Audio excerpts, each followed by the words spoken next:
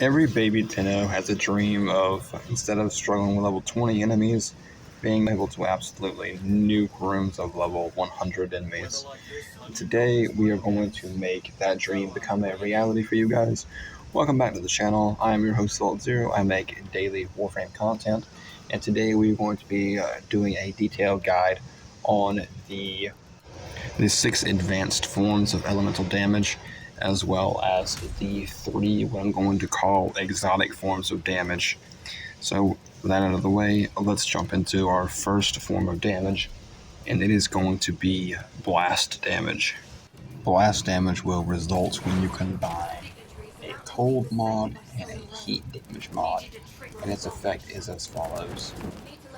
It will cause a detonate, which causes a small explosion inflicting 30% of base damage after 1.5 seconds.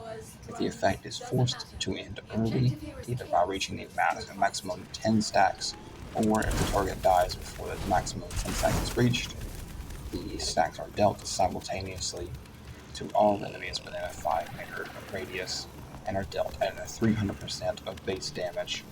The radius is important to note because it is unaffected by Firestorm and Fulmination mods. Blast damage is highly effective against the Infested, neutral against most other factions, but is resistant against the Corpus Amalgam. Moving on from there, we will discuss the second type of advanced element, and this is going to be a good one in Corrosive. Corrosive is what you get when you combine both shock and toxic mods, and its effect reads as follows. It will inflict corrosion on the enemy, reducing their current armor by 26% for 8 seconds. Stacks up on a maximum of 10 times, and will reduce the armor by 80% at 10 stacks. Each stack has its own duration. When a player, however, is damaged by corrosion, their armor will be reduced by 26% for 8 seconds. Corrosion is a very powerful element. It is only the second of 2 elements that has 3 enemy types that are weak against it. It is going to be strong against both the Cougar Grineer as well as the regular Grineer and the Scaldra. It is of course important to note that the Sentient faction will be heavily resistant to all forms of corrosion damage. Moving right along, number 3, we have gas damage, and it is going to be formed when you combine a heat as well as a toxic mod. It is going to form what they call a gas cloud. It's going to create a 3-meter radius effect, which deals 50% base damage as gas damage per second for 6 seconds to all targets inside. It is going to stack up to a maximum of 10 stacks and a 6-meter radius. Each stack has its own duration, and each effect stays for its duration, even if the affected enemy dies, and I think that's a really cool thing, due to the fact that this is the only element in the game that has this effect. It is going to be great for zone denial, as well as just AoE damage in general. Gas damage is going to deal neutral damage to pretty much all factions except for 3. It is going to do increased damage to the Infested, as well as to tech rock factions. It is going to be heavily resisted to by the Scaldra faction. The next couple elements, I'm just going to give you a forewarning, have quite long-winded explanations, and I'm recording this at 3:30 in the morning, so I may get a little tongue-tied, so just if you would bear with me. We're going to move on to magnetic damage. This is another very good element, arguably probably top 2 in the game. It's going to cause a disrupt effect. On an enemy, it's going to apply an instant of damage to the target shield and overguard, which will deal a 100% additional damage for 6 seconds. It's going to stack a maximum of 10 times and do an additional 325% damage at maximum stacks. Each stack has its own duration, and enemies under this effect cannot regenerate their shields naturally. When shields and overguards break, the target will receive electricity damage, and a status percent equal to 3% of the target's maximum shields per magnetic stack up to 30%. When damaged on a player, it's going to amplify damage dealt to shields by 100%, nullifying shield regeneration, and deals 20% energy drain per second. It is also going to scramble your interface for about 4 seconds. So any of us that have ever experienced shield drain, energy drain, and had our HUDs scrambled, it would be due to magnetic damage. That's a clear indicator that you've been hit with magnetic damage. Magnetic damage is the second of the two elements that will do very good against 3 different enemy factions. It's going to be strong against the Corpus, as well as the Corpus Amalgam, and is also going to be strong against the Tech Rot. However, it will be heavily resisted to by the armor of all factions. I think that's interesting because it is the only element that the Narmer are resistant to, so that's important to note.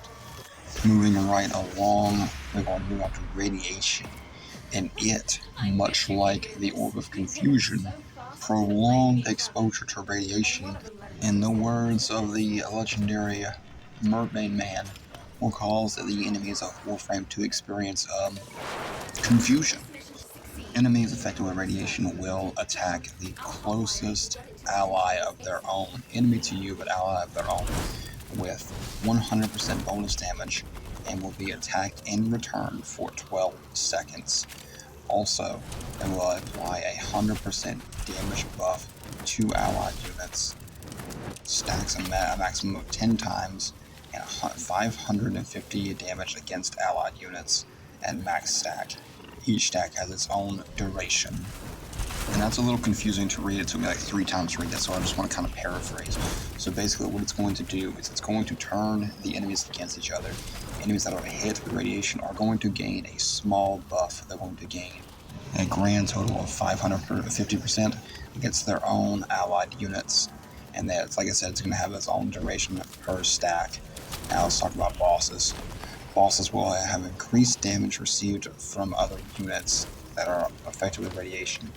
Stacks for a maximum of 4 stacks, and a 200% damage received from those enemies that are going to be hitting it. It does not make the boss attack allied units, which makes a lot of sense. It's going to be the little grunts and stuff attacking the boss. So it's going to be kind of like an AoE effect if you think about it that way. On a player, it's going to reduce your firing accuracy for about 4 seconds. Radiation is weak against the Orokin, but is strong against the Sentients, as well as the Murmurs.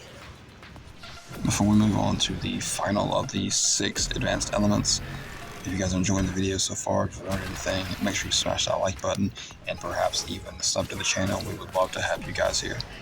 The final advanced element is going to be viral damage, and I'm sure even as a new player you've probably heard a lot about this element because it is very popular in a lot of different builds. Its effect is going to be it causes a virus. Any instance of damage dealt to the target's health will deal an additional 100% damage for 6 seconds. It's going to stack up to a maximum of 10 stacks and deal an additional 325% at max stack. Each stack, once again, has its own duration. As well as on players, it's going to amplify damage dealt to your health by 100% for 6 seconds. Truly disgusting, and it's absolutely going to melt enemies as well as your health if you are hit with viral damage. And viral damage is of course formed with the combination of a toxin mod as well as a cold mod. Due to its volatile nature and how powerful it can be, it does have 2 enemy factions that are resistant to it. The rest are neutral, and it is strong against one faction. It is strong against the Orokin. However, it is heavily resisted to by the infested on Deimos as well as the Murmurs.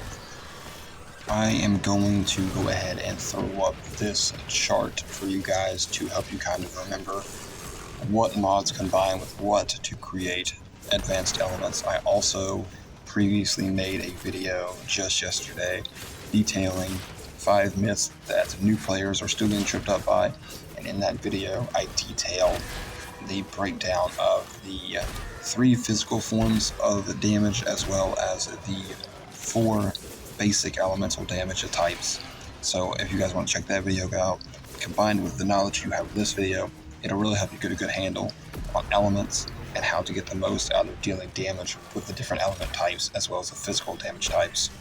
That video will be linked at the end of this one, so go ahead and click on that one if you feel so inclined. We are going to look at the 3 special kinds of damage. We're going to go ahead and get started on that. We're going to get number 1 knocked out, and that is going to be finisher damage. Finisher damage, short, sweet, and to the point, is going to be a type of damage that applies through finishers, of course. It's going to completely ignore armor, and it's going to have a neutral modifier. It's not going to deal any more damage to one faction than it does the other. Basically, what's going to happen is if you have blinded an opponent or you have knocked their health down to a degree that it prompted for a finisher, you're going to do that finisher. It's not a special type of damage or anything like that. It's just a type of damage that's listed in the game, so I thought I'd cover it here. There's a bit of a spoiler warning, I'm not going to get into details, but number 8 is void damage. It's a damage type that is going to be used by the operator after completing the War Within, or by players controlling the Warframe Zaku, like myself. And it is going to deal increased damage to Zeraman, and it is neutral to all other factions. It is also going to possess special properties and effects that against certain sentient enemies. Void damage is going to cause the special effect Bullet Attract, and it is going to cause a 2.5 meter radius field that will be centered around where a target is shot at for 3 seconds, and it's going to redirect all bullets and projectile to the center of that field. This next damage type is Tau. It is brand new, and it is going to be exclusive to Sentience, as well as the Sentient Warframe Caliban, another Warframe that I absolutely love using. And what Tau damage is going to do is it's going to inflict 10% more likely to receive a status effect outside of Tau. It's going to stack up to 10 times, capping at a status chance multiplier of 100%. Really cool if you're planning on running a status chance build. And you guys make sure you tune in next time. I'm pretty sure my next video that I do will be a beginner's guide to modding Warframes. I'm really going to take a deep dive there into critical hits and critical chance. I wanted to get into this video, but I just really didn't have time. I don't like to make 20-minute videos of me talking just numbers. I think that would be incredibly boring to listen to. So you guys check out the next video. It's gonna be all about modding, all about making sure how you get the most damage out of critical hits and critical chance. And I really appreciate you guys for watching. I will catch you guys in the stars.